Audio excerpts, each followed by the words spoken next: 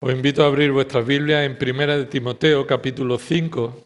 Versículo a versículo estamos estudiando esta carta y viendo cómo la iglesia de Dios en la tierra ha sido constituida como columna y sostén de la verdad, no porque la verdad dependa de la iglesia, no como la iglesia como fundamento de la verdad, sino columna y sostén como testimonio, como algo visible en el que la verdad pueda verse en vidas transformadas, en un grupo de personas que Dios ha formado y unido en Cristo Jesús para hacer testimonio de sus virtudes y anunciar su venida y su evangelio. Esta iglesia en Éfeso estaba afectada por falsa doctrina que es dañina, destructiva, doctrinas de demonios, que se parecían a lo que la palabra de Dios podía estar enseñando, pero que en realidad llevaban a la iglesia a ser un mal testimonio, no ser columna y sostener la verdad, sino de la mentira, del engaño. Y hombres que habían abandonado su responsabilidad, mujeres que estaban usurpando el lugar que no era suyo, ancianos de esa iglesia que no estaban calificados conforme al testimonio de Dios, diáconos que no estaban calificados para ese ministerio. Y también el sostenimiento de las viudas estaba siendo un mal testimonio. Y estamos estudiando y terminamos en esta mañana 1 Timoteo capítulo 5, cómo una iglesia debe honrar a las viudas de manera que la iglesia honre a Dios. Y hemos visto desde el versículo 3 hasta el versículo 6 los mandatos generales. La iglesia que honra a Dios debe honrar a las viudas que honran a Dios. Deben llamar a los familiares a honrar a sus propias viudas y deben confrontar a las viudas que se han rebelado contra la gloria de Dios. En los versículos del 7 al 15 hemos visto cómo estos mandatos se han concretado, han sido más explícitos con respecto a los familiares que tienen viudas, con respecto a las viudas que están siendo de buen testimonio y son incluidas en esa lista, en una lista en el que se reconoce el ministerio de estas viudas y sostenidas por la iglesia. Y en último lugar, hemos visto, versículos del 11 al 15, cómo la iglesia debe discernir ante las viudas que han roto su compromiso delante de Dios y se han vuelto ociosas y han llegado a seguir a Satanás en lugar de seguir a Cristo. En la voluntad del Señor vamos a ver el versículo 16 en esta mañana. Y este versículo 16 es el mandato concluido. Podríamos decir, es la conclusión del mandato de la iglesia hacia las viudas. Y por supuesto está dirigido a Timoteo en primer lugar, a los pastores de la iglesia en primer lugar, pero a la iglesia de Dios para tener un discernimiento adecuado de cómo la iglesia debe andar y comportarse para la gloria de Dios respecto a las viudas. Vamos a leer ese versículo 16. Si alguna creyente tiene viudas en la familia, que las mantenga y que la iglesia no lleve la carga para que pueda ayudar a las que en verdad son viudas. Esta es la conclusión. Esta conclusión reafirma la responsabilidad de los familiares, incluidos las mujeres, que tienen viudas en su casa para mantener a las viudas y el discernimiento que la iglesia debe tener de cómo ofrendar voluntariamente para el sostenimiento de las viudas que la iglesia debe sostener. Así que se está afirmando de nuevo todo lo que se ha enseñado antes. El mandato que Cristo está dando aquí a su iglesia acerca de las viudas concluye con un llamado a la buena administración de los recursos económicos. En primer lugar, para la iglesia local y en segundo lugar también para las mujeres creyentes que deben también enfrentar su responsabilidad ante las viudas. Las ofrendas de la congregación son administradas y deben ser administradas exclusivamente en base a los criterios que Dios ha establecido en su palabra. La forma en que la iglesia ofrenda está enseñada en la Escritura. Y la forma en que los administradores de la iglesia, tanto diáconos bajo el liderazgo de los pastores, son responsables de cómo esas ofrendas son administradas. una falta de obediencia de las mujeres creyentes en esta iglesia hacía que las viudas no fueran atendidas adecuadamente y hacía que la iglesia no administrara bien los recursos económicos. Observa de nuevo lo que ahí se está relacionando. Si alguna creyente tiene viuda en la familia, ¿qué deben hacer? Pues dice que las mantenga y punto, que las mantenga. Pero se relaciona con las consecuencias de cómo ese mandato debe ser cumplido por estas mujeres creyentes y su relación con la administración de la iglesia. Y dice ahí, y que la iglesia no lleve la carga para que pueda ayudar a las que en verdad son viudas. Dos realidades que vemos en este pasaje. En primer lugar, observa, las mujeres también tienen la responsabilidad de mantener a las viudas de su propia familia. Ese es el primer punto que vemos en este mandato concluido. Obsérvalo conmigo. Las mujeres también tienen la responsabilidad de mantener a las viudas de su propia familia. Versículo 16, si alguna creyente tiene viudas en la familia, que las mantenga. El Espíritu Santo no termina el tema acerca de la responsabilidad hacia las viudas sin dejar con claridad que las mujeres creyentes deben dar testimonio piadoso por medio de mantener a sus propias viudas en sus necesidades materiales básicas. En este último mandato indica que en ocasiones las mujeres también abandonan su responsabilidad y posiblemente haciendo que la iglesia tenga que ocuparse en aquello que no debería ocuparse la iglesia. Así que tu desobediencia afecta al resto.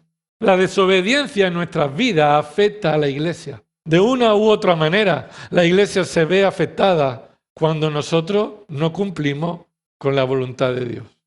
Las mujeres cristianas en esta carta se preocupaban más por ellas mismas, en sus frivolidades, en su apariencia externa, en el peinado ostentoso, en tratamientos de belleza, en estar preocupadas por ser bien consideradas externamente en lugar de ser piadosas del corazón y vivir conforme a la voluntad de Dios. Incluso llegan a ocupar el lugar que a ellas no les corresponde.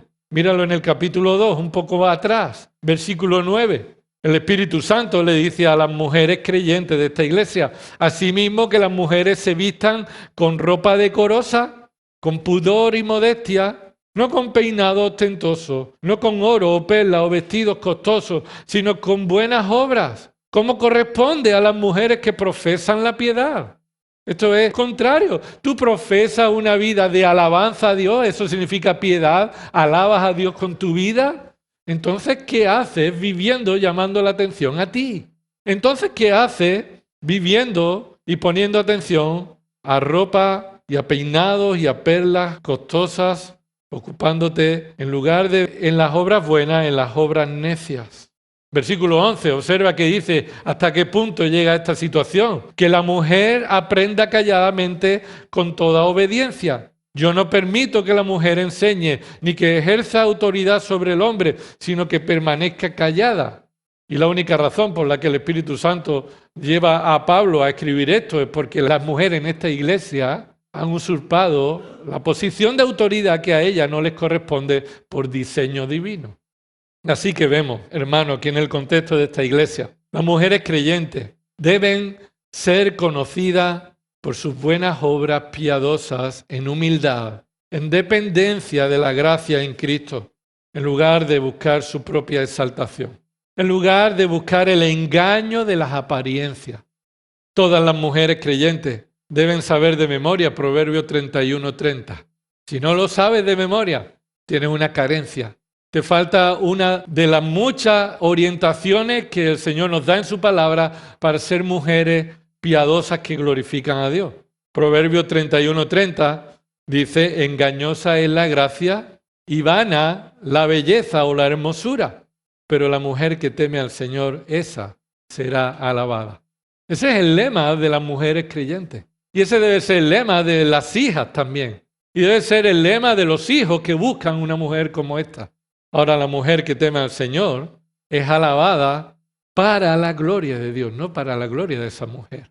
porque no está poniendo atención a sí misma, sino que está sirviendo al Señor en el temor y con humildad, y ahí es el comienzo de reconocer la debilidad, el pecado en su propia vida, reconocer la gloria de Dios y la gracia que hemos recibido en Cristo. Y a medida que una mujer creyente crece en el conocimiento de la gracia que ha recibido, debe humillarse y perder de vista su propia gloria, su propia atención y centrarse en las buenas obras.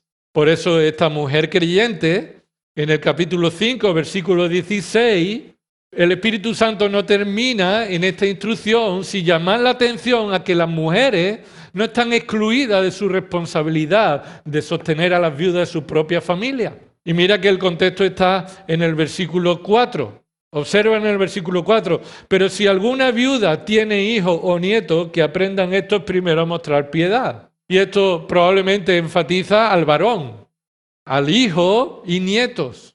Y la mujer en ocasiones ha abandonado su propia responsabilidad también y está cargando sobre el varón aquello que también a ella le corresponde. Así que la mujer creyente, por tanto, también es responsable de mantener con sus propias manos y con el trabajo de sus manos a las viudas que ya no pueden sostenerse por ellas mismas, que están en sus propias familias. Y esto es una responsabilidad que no se puede abandonar. Porque cuando la abandonamos, ¿qué repercusión tiene hacia la iglesia? La iglesia sostiene a las que no debería.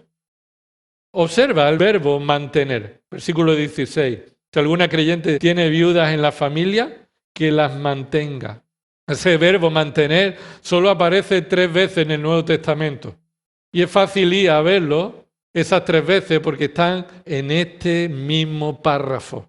No aparece más en toda la Escritura. Esa palabra mantener solamente aparece en este mismo párrafo 3 veces. Así que aquí hay un énfasis en cómo las mujeres también están bajo la responsabilidad de mantener a sus viudas. Versículo 10, cómo aparece aquí este verbo como el testimonio de las viudas piadosas, que ellas han mostrado ese testimonio en sus propias vidas. Observa ahí el versículo 10, ayudando a los afligidos. Esa palabra, ayudando, es la misma palabra que mantener del versículo 16. Ayudar a los afligidos se refiere a los creyentes de la iglesia en sus necesidades materiales. Versículo 16, también en este versículo aparece este verbo mantener, pero en este mismo versículo donde se enseña que la iglesia tiene la responsabilidad de ayudar a las viudas de la iglesia. Observa, versículo 16, y que la iglesia no lleve la carga para que pueda, ¿qué? Ayudar o mantener. De nuevo, ese verbo está ahí. Por tanto, mantener significa ayudar en cubrir las necesidades materiales esenciales del alimento, vestido y vivienda de las viudas que no pueden valerse por sí mismas. Y no hay excusa. Tendrás que compartir. Tendrás que compartir lo que Dios te da con tu viuda. No hay excusa. No es que yo no puedo, no tengo ni para mí, ¿cómo voy a mantenerla a ella? Bueno, te debe sobrar con lo que Dios te da para vivir agradecido y satisfecho y mantener a tu propia familia.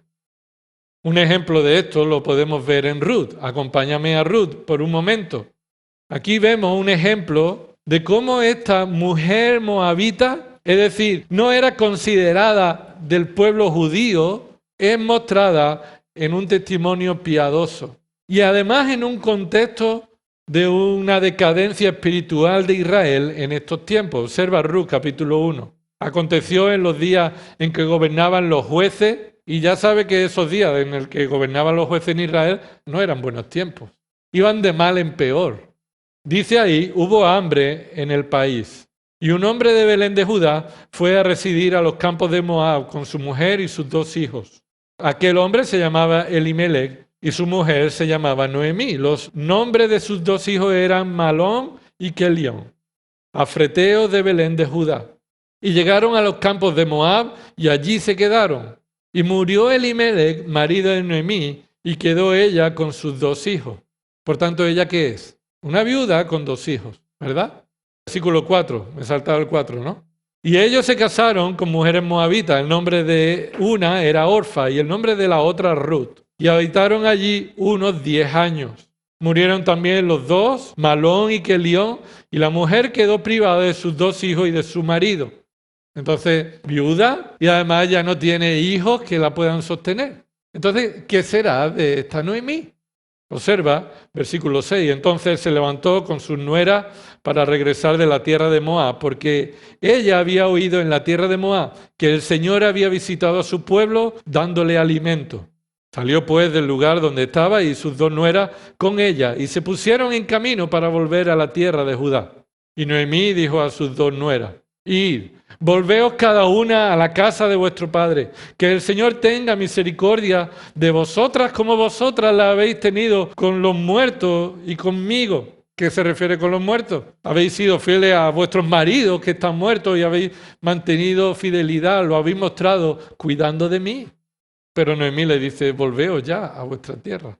Dice el versículo 9, que el Señor os conceda que halléis descanso, cada una en la casa de su marido.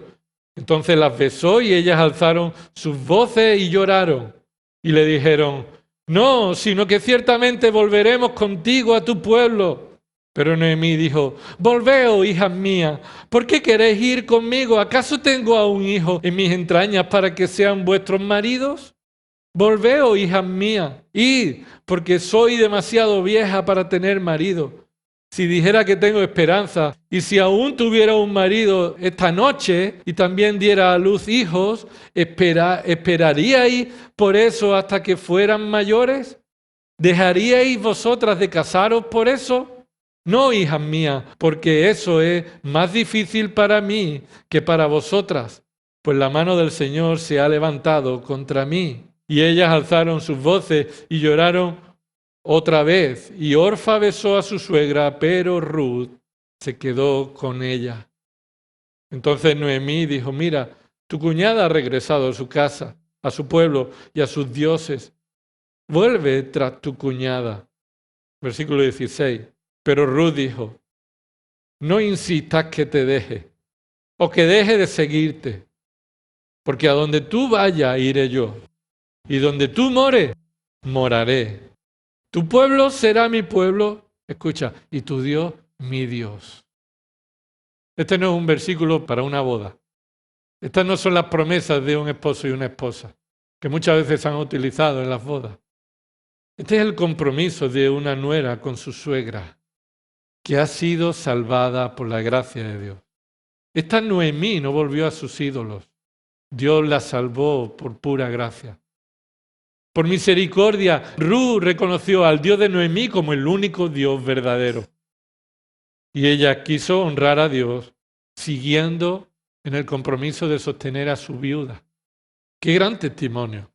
A pesar y a lo largo de los siglos, de las culturas, esta Ruth entiende que delante del Señor tiene que cuidar de aquella que Dios utilizó para darle marido y que ahora ha quedado desvalida y que Dios ha puesto a Ruth para cuidado de su suegra. La eterna batalla entre suegra y nuera. El Evangelio lo cura, lo limpia, lo restaura. Es columna y sostén de la verdad. Cómo una nuera y una suegra se cuidan.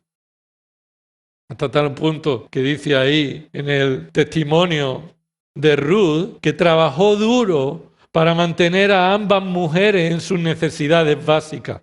Ruth es testimonio para el jefe de los segadores de un campo en el que ella está recogiendo lo que sobra, aquello que Dios había mandado que los segadores dejaran atrás para el necesitado, para el extranjero, para la viuda, para el huérfano. Entonces ellos por gracia podían ir a los campos y recoger. Observa el capítulo 2, versículo 8, míralo. ¿Qué tuvo que hacer Ruth para sostener a su suegra? Trabajar duro, hasta el punto que ella mostró un testimonio singular. Ruth, capítulo 2, versículo 8, entonces Booz dijo a Ruth: oye, hija mía, no vayas a espigar a otro campo, tampoco pases de aquí, sino quédate con mis criadas. Fíjate en el campo donde ellas siegan y síguelas, pues he ordenado a los siervos que no te molesten. Cuando tengas sed, ve a las vasijas y bebe del agua que sacan los siervos. Ella bajó su rostro, se postró en tierra y le dijo: ¿por qué he hallado gracia ante tus ojos para que te fijes en mí siendo yo extranjera? Qué palabra de gratitud, de dependencia de esta mujer Ruth de la provisión de Dios. Reconoce que ella no merece este trato, pero es la provisión de Dios que está cuidando de Ruth y de su suegra. Versículo 11, y Boaz le respondió y dijo: todo lo que has hecho por tu suegra, después de la muerte de tu esposo, me ha sido informado en detalle. ¿Y cómo dejaste a tu padre, a tu madre, a tu tierra natal y viniste a un pueblo que antes no conocías? Que el Señor recompense tu obra y que tu remuneración sea completa de parte del Señor, Dios de Israel, bajo cuyas alas has venido a refugiarte. Tremendo. La piel de gallina. Cuando vemos cómo Dios está honrando a una mujer que está dando frutos de salvación, sacrificándose de sol a sol para cuidar de su suegra, porque es la voluntad de Dios. Y qué fácil nosotros en nuestro día, buscando nuestras comodidades, justificamos nuestra desobediencia, justificamos nuestra falta de compromiso.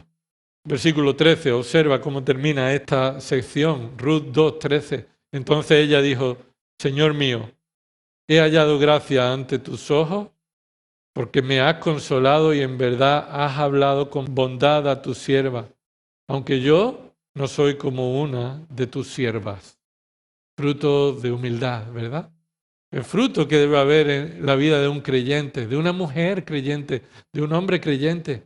Un gran testimonio para la gloria de Dios de cómo una mujer en dependencia de la gracia de Dios obedece en el sostenimiento de su viuda. No tenemos excusa. Dios es el Dios de la provisión y no tenemos excusa para atender la responsabilidad de que Él nos ha demandado. Dios honra a Ruth como el testimonio de una mujer que teme al Señor esforzadamente con corazón humilde. Ruth capítulo 4, mira el versículo 13. Dios honra a Ruth haciendo que Boaz la redima porque es pariente de Noemí. Puede redimir a Ruth, casarse con ella, porque era la ley de Dios que había determinado que esta fuera la forma en la que seguiría cuidando de Ruth y de la suegra. Boaz se casa con Ruth y hace que ella llegue a ser la bisabuela de ¿quién? Mira, lee conmigo, Ruth 4:13. Boaz tomó a Ruth y ella fue su mujer y se llegó a ella. Y el Señor hizo que concibiera y ella dio a luz un hijo.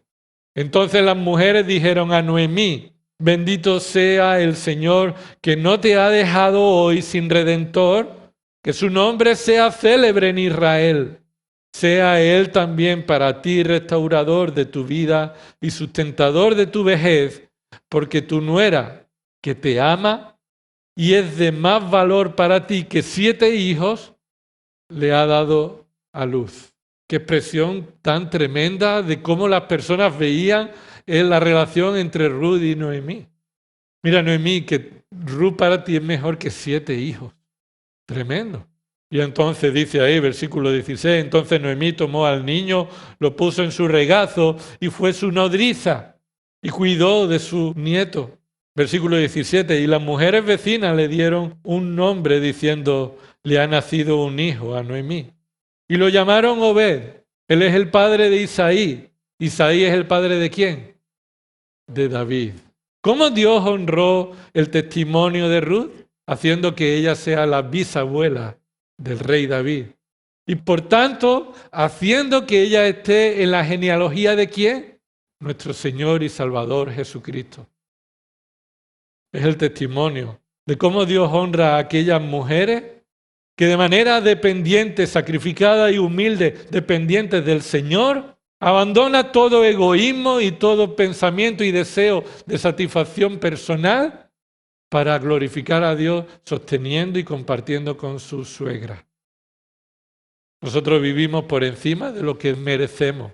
Vivimos por encima de lo que debemos. Trabajamos mucho para nosotros y no es suficiente. Cuando el testimonio real es ver que debemos glorificar a Dios con aquello que Él también nos provee. Así que, hermanos, oremos que el Señor obre en nuestros corazones, en especial en las mujeres creyentes de su iglesia, para que crezcan en el temor del Señor, para que sean de bendición espiritual para la iglesia por medio de su obediencia, que sean de bendición para su propia familia, que sean de bendición para otras mujeres, para otras niñas de la congregación, y todo para la gloria de Dios. Esta es la familia de Dios. Y Dios ha determinado cómo Él quiere ser honrado. Queremos que el Señor obre en nuestros corazones. Y recuerda de nuevo que estas mujeres que son llamadas a cumplir en 1 de Timoteo 5, versículo 16, a cumplir su responsabilidad de mantener a las viudas de su propia familia, se contrasta con el mal testimonio de declive pecaminoso de las mujeres de los versículos anteriores. Mujeres que solo buscan su propio placer, que se esfuerzan para ellas, que se esfuerzan para satisfacer sus necesidades, que son de mala influencia, chismosas, entremetidas, que van de casa en casa y abandonan sus responsabilidades, se han entregado a Satanás. Las mujeres creyentes deben ser todo lo contrario. Mujeres que exaltan a Cristo, mostrando obediencia en el sostenimiento de sus viudas. Escucha, todo esto comienza en tu corazón. Todo esto comienza en tu corazón y lo que sucede en tu casa. Como hemos dicho en otras ocasiones, alguna mujer creyente de esta iglesia en Éfeso le diría a Timoteo, cuidado, cuidado, que tú serás el pastor de la iglesia, pero mi casa la administro yo. Y no es así, hermano. Tu casa sigue siendo el testimonio de donde Dios está siendo el Señor, de su iglesia y de los creyentes, que también es el Señor de su casa. Tu propia casa debe ser guiada conforme a la voluntad del Señor de la iglesia. Él tiene autoridad sobre todo, lo hemos leído en esta mañana, y tiene autoridad sobre nosotros. Y si no, lee el Salmo 101. ¿Te suena, no? El Salmo 101. Cómo David, él se compromete ahí a adorar a Dios por medio de una vida de integridad, de piedad.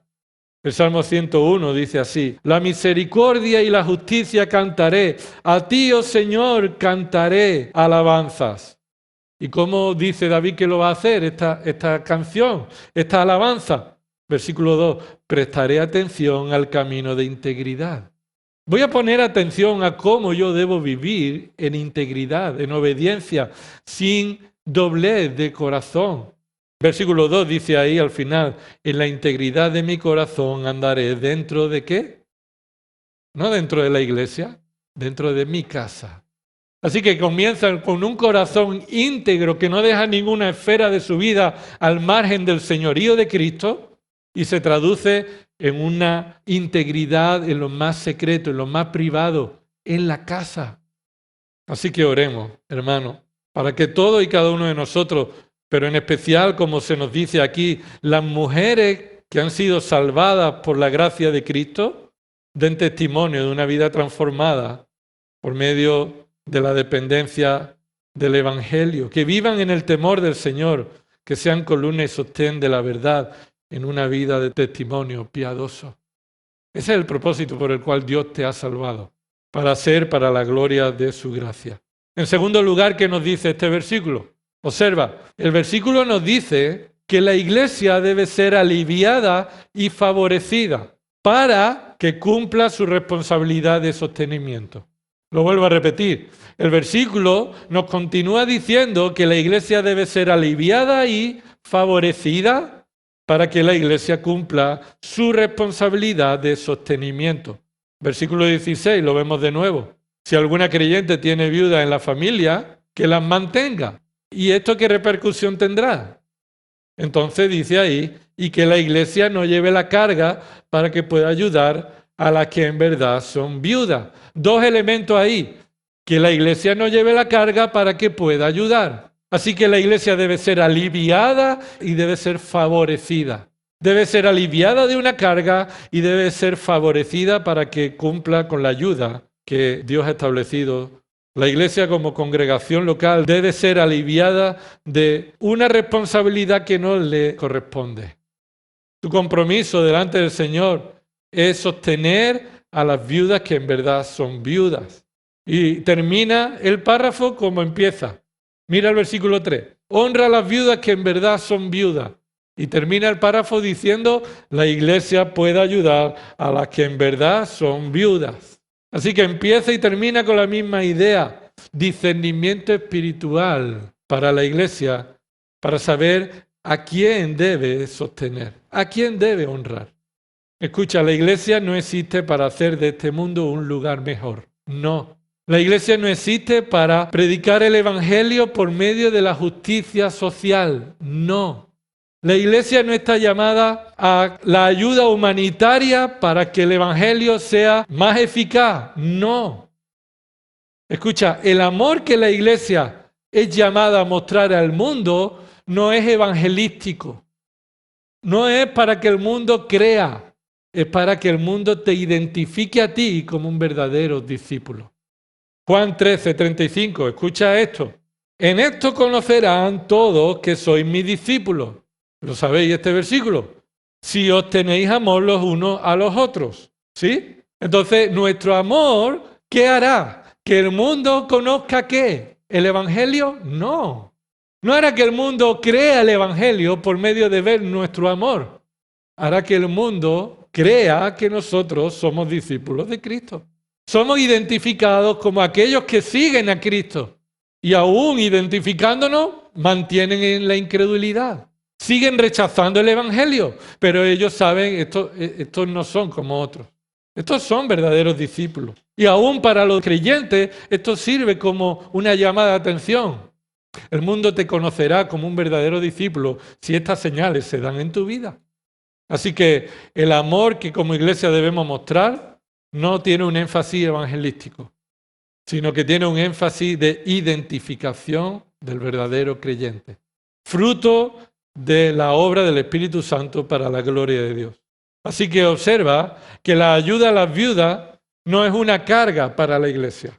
Mira el versículo 16, que la mantenga y que la iglesia no lleve la carga. Y uno podría decir, oye, es que mantener a las viudas es una carga. Sabemos que esa palabra carga no se refiere a la ayuda que debe atender la iglesia hacia las viudas en general, sino que es una carga cuando la iglesia debe atender a las viudas que deben ser atendidas por su familia. Así que es una carga que la iglesia haga lo que otros deben hacer. Esa palabra carga significa tribulación, significa agobio. Hace que la iglesia sienta una carga, un agobio que no debe llevar. Probablemente había problemas con el sostenimiento de las viudas. No llegaban para cubrirlas a todas. Se muestra aquí una de las razones por las que esta iglesia no podía sostener dignamente a todas las viudas. Había viudas ahí que debían ser quitadas de la lista por su testimonio y porque se habían casado. Si se han casado, que ya no estén en la viuda de las comprometidas en el ministerio. Pero si las que tienen familia la pueden sostener, que la sostengan. Porque es que la iglesia ya no puede. Está haciendo una carga para la iglesia tener que sostener aquella que las mujeres y los familiares deben hacer. Así que debemos tener el discernimiento espiritual por la palabra que nos ayuda a entender que la iglesia no tenga que cargar con aquello que no le corresponde. El problema es el siguiente. Necesita el alivio, pero también la iglesia necesita ser favorecida. No solamente ser aliviada de la carga que no le corresponde, sino que dice ahí, observa, para que pueda ayudar a las que en verdad son viudas. Esta es la responsabilidad de la iglesia. Ahora, ¿esto qué significa? ¿Que son los pastores y los diáconos quien tienen que sacar de su bolsillo para sostener a las viudas? No, se refiere a la congregación, a todos los que Dios ha salvado y ha unido en una iglesia local y todos comprometidos a sostener el ministerio del evangelio. Con aquello que Dios nos da debemos favorecer, debemos hacer realidad nuestro compromiso, nuestra responsabilidad. Somos llamados a sostener con nuestras ofrendas, con la responsabilidad que como iglesia nos corresponde. Y de nuevo, nuestras ofrendas van a mostrar cómo es nuestro compromiso en obedecer a Dios en el sostenimiento de su ministerio. La Iglesia de Cristo tiene la responsabilidad de sostener a aquellos que han sido llamados por Dios para un ministerio concreto. Cuando la Iglesia no cumple esto, los pastores, como Pablo hizo, son llamados a exhortar a la Iglesia de que no están cumpliendo con su responsabilidad, pero los pastores son llamados también a mostrar ejemplo, en hacer tiendas para no ser carga a una Iglesia que no lo está cumpliendo. Ahora, en el versículo 17, a partir de este versículo 16, es como un versículo bisagra. Termina una idea, pero introduce la siguiente. Observa cómo dice versículo 17. Los ancianos que gobiernan bien sean considerados dignos de doble honor, principalmente los que trabajan en la predicación y en la enseñanza. Así que continúa en el siguiente tema, como veremos más adelante, cómo la Iglesia debe considerar su responsabilidad de sostenimiento económico para aquellos que Dios ha llamado al ministerio. Como Iglesia tenemos la responsabilidad de sostener materialmente a aquellos que el Señor ha llamado al ministerio. ¿Y cómo lo hace? Por medio de las ofrendas. Las ofrendas de la iglesia local no se destinan para el enriquecimiento de los pastores, no se destinan para algunos de la iglesia, aunque muchos lo pretendan, aunque muchos lo hagan. Tanto en Éfeso como en nuestros días, esto sucede. Hay personas, hombres, amadores de sí mismos, que piensan que la piedad es motivo de enriquecimiento espiritual. Por eso, un poco más adelante, observa en esta carta, 1 Timoteo 6:3, cómo aquí el Espíritu Santo llama a la enseñanza de confrontar el amor al dinero que tienen los falsos maestros. Observa 1 Timoteo 6:3. Si alguno enseña una doctrina diferente y no se conforma a las sanas palabras, las de nuestro Señor Jesucristo, no hay otras, y a la doctrina que es conforme a la piedad, es decir, que puede verse en el testimonio de la vida de los creyentes obedientes, versículo 4, está envanecido y nada entiende, sino que tiene un interés morboso en discusiones y contiendas de palabras, de las cuales nacen envidias, pleitos, blasfemias, malas sospechas y constantes rencillas entre hombres de mente depravada, que están privados de la verdad, que suponen que la piedad es un medio de ganancia. ¿Un medio de ganancia qué significa? Un medio de negocio personal. Está metido, involucrado en una enseñanza religiosa, y eso es lo que ahí la piedad se toma, como la piedad religiosa. Ellos están ahí enseñando, pero no porque tengan una mente santificada, la tienen depravada. No porque quieran edificar, quieren tener contienda. No porque ellos quieren servir al Señor y ser generosos, sino porque ellos lo hacen como medio de ganancia. Versículo 6, observa. Pero la piedad en efecto es un medio de gran ganancia. Sí, la piedad es un medio de gran ganancia. ¿Cuando va acompañada de qué? Cuando va acompañada de contentamiento. Así que es gran ganancia espiritual cuando como fruto espiritual viene el contentamiento. ¿Y qué significa? Soy feliz con poco. Ya con poco ya estoy satisfecho, no quiero más. No tengo más aspiración, estoy contento con lo que el Señor me da. El resto es para su gloria. Y dice el versículo 7, porque nada hemos traído al mundo, así que nada podemos sacar de él. Y si tenemos qué comer y con qué cubrirnos, con eso estaremos contentos. Ese es el baremo del contentamiento. ¿Cuál es el baremo? Tener un sitio donde cubrirte, tener algo con qué comer. Con eso ya estamos contentos. El resto me sobra, está diciendo Pablo. El creyente piadoso le sobra el resto. Y así debe ser para nuestras vidas, hermanos.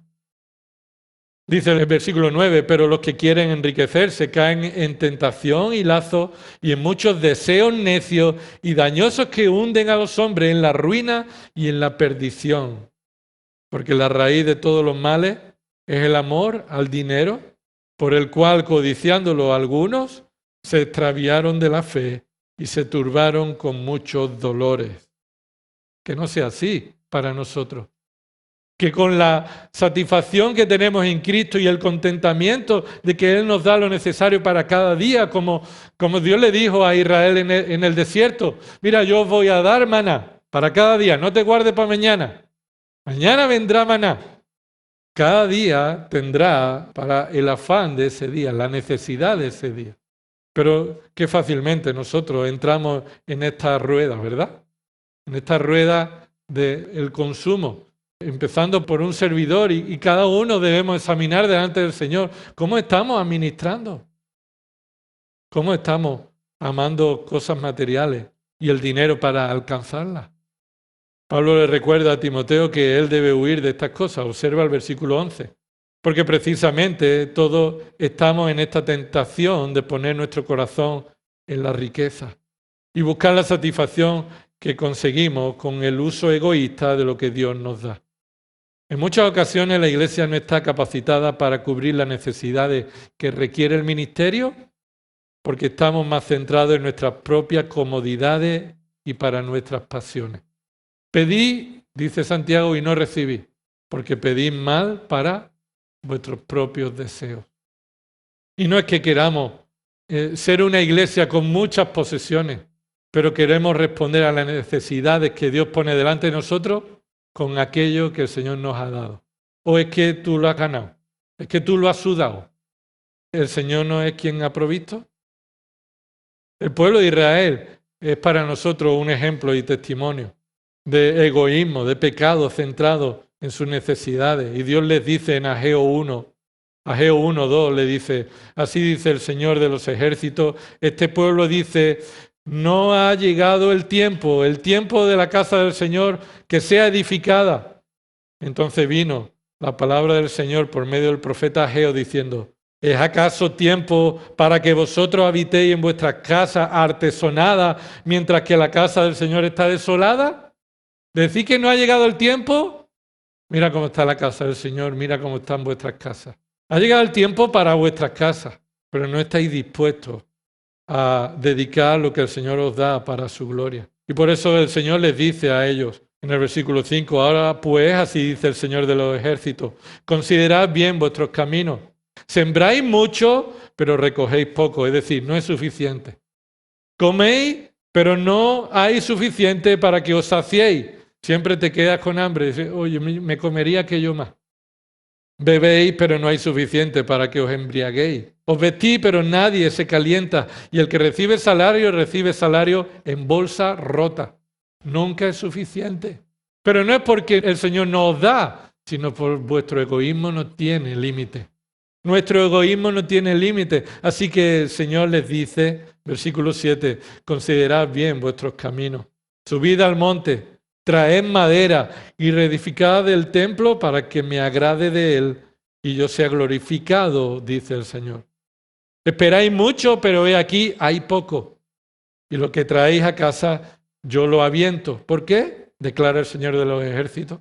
Por causa de mi casa que está desolada, mientras cada uno de vosotros corre a su casa. Por tanto, por causa vuestra los cielos han retenido rocío y la tierra ha retenido su fruto y llamé a la sequía sobre la tierra, sobre los montes, sobre el trigo, sobre el mosto, sobre el aceite, sobre los que produce la tierra, sobre los hombres, sobre el ganado y sobre todo trabajo de vuestras manos, porque todo lo que tenemos, hermanos, viene de Él. Y también Él es soberano para hacer que si nuestro uso de lo que Él nos da no le glorifica, Él pueda cerrar el grifo, como Él está diciendo aquí. Necesitamos orar, hermanos, para que el Señor sea honrado en nuestra buena administración, en una buena economía, gastando en lo que es bíblico y haciéndolo adecuadamente, con mesura y no con orgullo y con soberbia y con avaricia. El mundo quiere vivir para el trabajo, ¿verdad? El mundo dice eso. Deberíamos de trabajar para vivir, pero vivimos para trabajar. Así vivimos también los creyentes. En ocasiones, el tiempo que el Señor nos da no lo aprovechamos porque creemos que necesitamos más para vivir, cuando en realidad necesitamos mucho menos. Y podríamos aprovechar el tiempo más para su gloria y para centrarnos en el reino de Dios, dedicar nuestro tiempo y lo que Él nos da para su gloria. Así el Señor Jesús confrontó a su pueblo y nos dice así, Mateo 6, no os acumuléis tesoros en la tierra. Yo no acumulo tesoros. Mira mi cuenta, no hay mucho. Bueno, eso no significa que no estés acumulando tesoros. No acumuléis tesoro en la tierra, donde la polilla y la herrumbre destruye y donde los ladrones penetran y roban, sino acumulaos tesoros en el cielo, donde ni la polilla ni la herrumbre destruyen y donde los ladrones no penetran ni roban. Porque donde esté tu tesoro, allí también está tu corazón. Es decir, donde está tu corazón, allí estás poniendo tu tesoro. Y observa lo que dice. La lámpara del cuerpo es el ojo. Por eso, si tu ojo está sano, todo tu cuerpo estará lleno de luz. Pero si tu ojo está malo, todo tu cuerpo estará lleno de oscuridad. Así que si la luz que hay en ti es oscuridad, ¿cuán grande no será la oscuridad? ¿Y qué significa esto? Significa que por medio de los ojos están entrando todos los apetitos que tú quieres satisfacer económicamente. Por medio de atesorar, por medio de buscar la satisfacción en aquello que te entra por los ojos. Y continúa diciendo, nadie puede servir a dos señores, porque o aborrecerá a uno y amará al otro, o se apegará a uno y despreciará al otro. No podéis servir a Dios y a la riqueza. Por eso os digo, no os preocupéis por vuestra vida, qué comeréis o qué beberéis. Esto es no amontonar riqueza. No preocuparte lo que pasará mañana. El Señor cuidará de ti. Usa lo que el Señor te da hoy para su gloria. Continúa diciendo, mirad las aves del cielo que no siembran ni ciegan, ni recogen en granero, y sin embargo vuestro Padre Celestial las alimenta. ¿No sois vosotros de mucho más valor que ellas? Cuando amontonamos, creemos que el Señor no va a tener cuidado de nosotros. No confiamos en el Señor. ¿Qué pasará? Si el Señor viene, ¿qué va a pasar con todo lo que tenemos? Dice el Señor ahí, versículo 27, ¿y quién de vosotros, por ansioso que esté, puede añadir una hora al curso de su vida? ¿Tú qué sabes si esta tarde vas a estar vivo? No dice, ahora entonces gástatelo en todo, ¿no? Ahora no tengas el corazón en la riqueza para amontonar para mañana y pasado. Dice ahí, versículo 28, y por la ropa, ¿por qué os preocupáis? Observad cómo crecen los lirios del campo, no trabajan ni hilan. Pero os digo que ni Salomón en toda su gloria se vistió como uno de estos. Y si Dios viste así la hierba del campo, que hoy es y mañana es echada al horno, ¿no hará mucho más por vosotros, hombres de poca fe? Y no está diciendo, entonces pídele a Dios lo que quiera, que te lo va a dar. No, está diciendo, descansa en el Señor que te dará lo que necesitas. Por tanto, no os preocupéis diciendo, ¿qué comeremos? ¿Qué beberemos? ¿O qué nos vestiremos? Y estas son preguntas que están escondiendo en realidad una avaricia. Una avaricia. Porque los gentiles buscan ansiosamente todas estas cosas. Que vuestro Padre Celestial sabe que necesitáis todas estas cosas. La alternativa es buscar primeramente su reino y su justicia. Y entonces todas estas cosas os serán añadidas. ¿Provisión suficiente? Cuando la Iglesia administra adecuadamente y responde a su responsabilidad de sostenimiento y de llevar a cabo el ministerio para la gloria de Dios y no para el enriquecimiento de unos pocos. Así que oremos al Señor que seamos fieles con nuestras ofrendas también y con nuestra responsabilidad como Iglesia. Vamos a orar. Señor, te damos gracias porque tú has traído tu palabra a nuestras vidas, Señor, en momentos necesarios, adecuados, para que podamos saber cuál es tu voluntad, cómo podemos obedecerte, agradarte en todo, Señor. Y la mayor riqueza que tú provees no es material ni económica, Señor, es la salvación, la reconciliación por medio de la sangre y la resurrección de Cristo.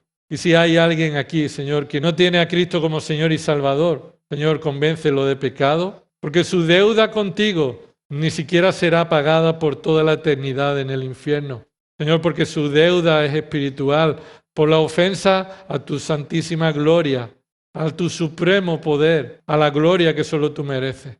Señor, así que trae convencimiento de pecado y trae fe para creer en Cristo como Señor y Salvador a los que están sin Cristo. Y Señor, a tu iglesia, ayúdanos, Señor, a crecer en nuestra dependencia en ti, Señor, en nuestra satisfacción genuina en Cristo, a ser responsables con el sostenimiento de nuestros familiares, así también con el sostenimiento de tu obra y tu ministerio, para que el Evangelio de Cristo sea proclamado hasta que Él venga. Señor, perdona nuestros pecados, de cómo, Señor, justificamos en muchas ocasiones aquello que no te agrada. Y ayúdanos, Señor, a tener un discernimiento adecuado para tu gloria para exaltar a Cristo como columna y sostén de la verdad, el piadoso. A Él sea la gloria, en su nombre oramos. Amén.